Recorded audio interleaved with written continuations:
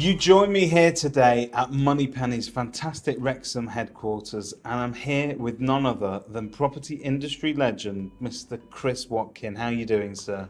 That's very kind, and thank you for saying those things. But I'm not a legend. I'm just a humble servant of the industry. I know a legend when I see one. Chris, you have spent an immense amount of time speaking to agents and people involved in and around agency. And if you could distill that down to perhaps a little bit of advice for anybody that's thinking of starting out on their estate agency career, they're thinking about getting into it, what do they need to know before they get started? People do business with people they trust, and I think the important thing is that estate agents themselves generally are very good at talking about themselves. And if you talk about yourself, no one will become interested in you, because we've all been to the party and someone talks about themselves all night. But all human relationships are based that if you're interested in someone else first, they become interested in you. Once they become interested in you, they get to know you, then they get to like you, then they trust you. That's how all human relationships work. And estate agency is no different to any other sales business. You have to build a relationship and build up trust.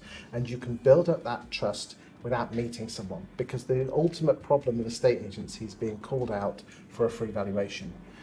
And if you are, to give you an idea, back in 2006, there was 9,500 estate agents and they sold 1.4 million houses. Last year, 22,000 estate agents sold 1.5 million properties. So you work your sums out, the number of agents has almost tripled. But we've only sold the same amount of properties, which meant that there's too much choice. And if you're an estate agent, you're going to be called out for one of those estate agents for the valuation, if not the only one. The best way to do that is build up trust before they call you out. So when they do call you out, you're the only agent there. Superb. So really there is an absolute parity then between seeming knowledgeable and trust. Knowledgeable is one thing. I think it really comes down to is you have to be interesting to the other person for them to be interested in you. And one thing that is of interest to most homeowners is the value of their own home. So therefore, one thing that you could talk about is the value of their own home or what's happening to property prices in their town. But just as important is to talk about other things that they're interested in. So if you lived in, say, Whitchurch, why don't you go and interview people in Whitchurch about their love of Whitchurch? And you're going to say, what the hell's that got to do with selling houses? Nothing, but 100% of owner-occupiers, which are homeowners, in Whitchurch live in Whitchurch. If you talk about Whitchurch to people in Whitchurch and put it into, say, like Whitchurch Facebook groups, because I would hazard a guess that the vast majority of the 6,000 people in the Whitchurch Facebook live in... Whitchurch? No shit, there you go.